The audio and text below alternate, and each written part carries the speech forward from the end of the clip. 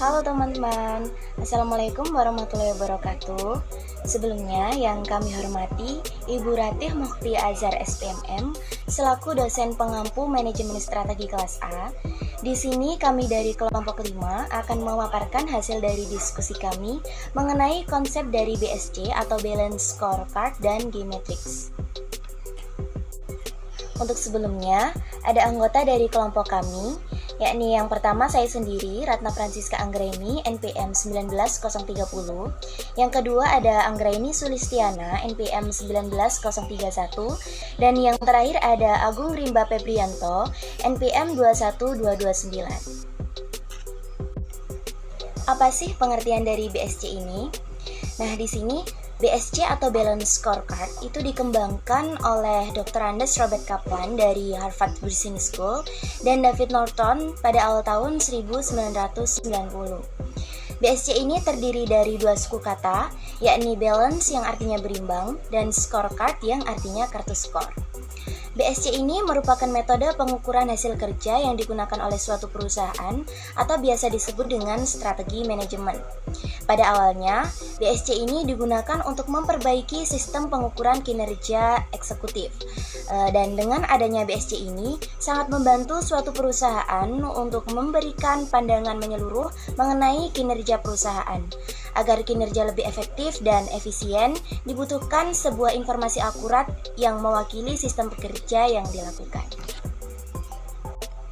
Nah, dengan adanya BSC ini juga memberi perusahaan elemen yang dibutuhkan untuk berpindah dari paradigma selalu tentang finansial menuju model baru yang mana hasil BSC menjadi titik awal untuk review, mempertanyakan, dan belajar tentang strategi yang dimiliki. BSC akan menerjemahkan visi dan strategi ke dalam serangkaian ukuran koheren dalam 4 perspektif yang berimbang. Lalu apa sih fungsi dari BSC ini? Nah, BSC yang awalnya hanya digunakan untuk memperbaiki sistem pengukuran keuangan saja, sekarang berkembang dan meluas, yakni digunakan untuk mengukur 4 perspektif, yaitu keuangan, pelanggan, proses bisnis internal, serta pembelajaran dan pertumbuhan. Untuk lebih jauhnya, mari kita ketahui mengenai beberapa fungsi dari BSC ini. Yang pertama, yakni sebagai alat ukur perusahaan apakah visi dan misi yang dianut telah tercapai. Yang kedua, sebagai alat ukur keunggulan kompetitif yang dimiliki perusahaan. Yang ketiga, sebagai panduan strategis untuk menjalankan bisnis. Yang keempat, yakni sebagai alat analisis efektivitas strategis yang telah digunakan. Yang kelima, memberikan gambaran kepada perusahaan terkait SWOT yang dimiliki, yakni strength, weakness, opportunity, dan threat. Yang keenam, sebagai alat key performance indicator perusahaan.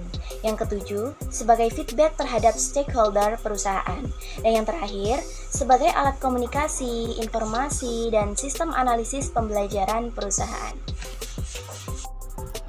Baik, perkenalkan nama saya Agung Rimba Febrianto. Selanjutnya saya akan melanjutkan pemaparan materi dari rekan saya. Untuk mengefisienkan waktu, langsung saja saya akan menjelaskannya.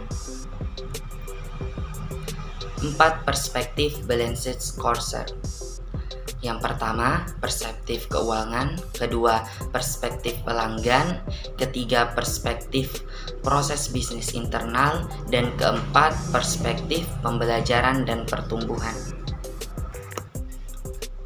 Adapun perspektif keuangan itu sendiri, dalam balanced scorecard, perspektif keuangan merupakan perspektif yang tidak bisa diabaikan. Pengukuran kinerja keuangan menunjukkan apakah perencanaan, implementasi, dan pelaksanaan serta strategi memberikan perbaikan mendasar. Perbaikan tersebut dapat berupa gross operating income, return on investment, atau economics value added. Perspektif pelanggan. Dalam perspektif balanced scorecard pelanggan, perusahaan perlu terlebih dahulu menentukan segmen pasar atau pelanggan yang menjadi target. Selanjutnya, manajer harus menentukan alat ukur yang terbaik untuk mengukur kinerja dari tiap unit operasi dalam upaya mencapai target finansial. Apabila suatu unit bisnis ingin mencapai kinerja keuangan yang besar dalam jangka panjang, maka harus menciptakan dan menyajikan suatu produk baru atau jasa yang bernilai lebih baik kepada pelanggan. Keempat, perspektif pembelajaran dan pertumbuhan. Nah, perspektif Balanced Scorecard ini menyediakan infrastruktur bagi tercapainya ketiga perspektif sebelumnya, serta untuk menghasilkan pertumbuhan dan perbaikan jangka panjang penting bagi suatu badan usaha saat melakukan investasi, tidak hanya pada peralatan untuk menghasilkan produk atau jasa, tetapi juga melakukan investasi pada infrastruktur, yaitu sumber daya manusia, sistem, dan prosedur. Tolak ukur kinerja keuangan, pelanggan, dan proses bisnis internal bisa menjadi pemicu kesenjangan yang besar antara kemampuan yang ada dari manusia, sistem, dan prosedur. Untuk memperkecil kesenjangan itu, maka suatu perusahaan harus melakukan investasi dalam bentuk reskilling karyawan, yaitu meningkatkan kemampuan sistem dan teknologi informasi, serta menata ulang prosedur yang ada. Next, siapa saja yang bisa menggunakan Balanced Scorecard?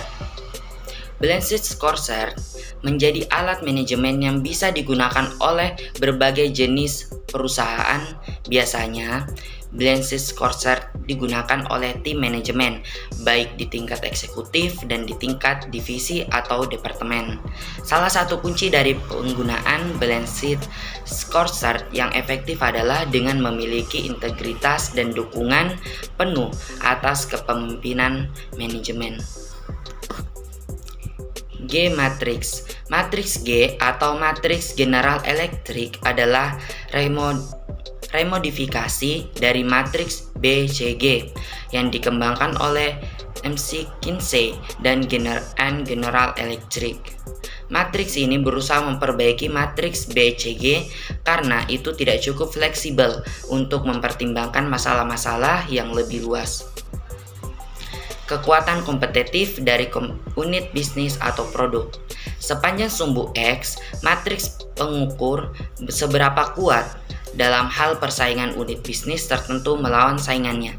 Dengan kata lain, para manajer mencoba untuk menentukan apakah suatu unit bisnis memiliki keunggulan kompetitif yang berkelanjutan atau setidaknya keunggulan kompetitif sementara atau tidak. Adapun faktor-faktor berikut menentukan kekuatan kompetitif unit bisnis. Yang pertama, total pangsa pasar. Kedua, pertumbuhan pangsa pasar dibandingkan dengan saingan. Ketiga, kekuatan merek. Gunakan nilai merek untuk ini. Keempat, profitabilitas perusahaan. Kelima, kesetiaan pelanggan. Keenam, sumber daya atau kemampuan VRIO. Gunakan kerangka VRIO untuk G menentukan ini. Matriks profil kompetitif untuk menentukan ini. Kedelapan, kekuatan rantai nilai. Gunakan analisis rantai nilai dan benchmarking untuk menentukan ini. Kesembilan, tingkat diferensiasi produk. Kesepuluh, fleksibilitas produksi. Baik, selanjutnya akan dilanjutkan oleh rekan saya. Terima kasih. Keuntungan dari penggunaan G-Matrix sendiri, yang pertama, membantu memprioritaskan sumber daya yang terbatas untuk mencapai hasil yang terbaik. Yang kedua, manajer menjadi lebih sadar bagaimana kinerja produk atau unit bisnis mereka. Yang ketiga, matriks ini merupakan kerangka kerja portofolio bisnis yang lebih canggih daripada matriks BCG. Yang terakhir, mengidentifikasi langkah-langkah strategis yang perlu dilakukan oleh perusahaan untuk meningkatkan kerja portofolio bisnisnya. Berikutnya ada kekurangan dari G-Matrix ini. Yang pertama, membutuhkan konsultan atau orang yang sangat berpengalaman untuk menentukan daya tarik industri dan kekuatan unit bisnis akurat mungkin. Yang kedua, mahal untuk dilakukan. Yang ketiga, tidak memperhitungkan sinergi yang dapat terjadi antara dua atau lebih unit bisnis. Yang berikutnya ada implikasi strategisnya. Ada 3 opsi umum bagi perusahaan terkait dengan strategi investasinya. Yang pertama itu ada growth. Jadi unit bisnis yang termasuk dalam kategori ini menarik investasi oleh korporasi karena mereka berada dalam posisi untuk menghasilkan pengembalian tinggi di masa depan. Investasi meliputi investasi dalam penelitian dan pengembangan, akuisisi, ekspansi iklan dan merek, serta perluasan kapasitas produksi. Yang berikutnya ada selektif. Unit-unit bisnis ini berada dalam posisi yang lebih ambigu dan tidak jelas. Apakah mereka akan tumbuh di masa depan atau malah stagnan di tempat. Jadi investasi dalam kategori ini hanya boleh dilakukan jika ada uang yang tersisa setelah berinvestasi di unit yang menguntungkan. Yang terakhir yaitu harvest. Unit dalam kategori ini mungkin berkinerja buruk dan di industri dan pasar yang kurang menarik. Ini seharusnya hanya diinvestasikan jika mereka dapat menghasilkan lebih banyak uang daripada yang dimasukkan ke dalamnya. Kalau tidak, mereka harus dilikuidasi. Sekian dari kelompok kami mengenai materi konsep dasar BSC dan juga Geometrix. Apabila ada salah kata dan pengucapan, kami mohon maaf. Wassalamualaikum warahmatullahi wabarakatuh. Terima kasih.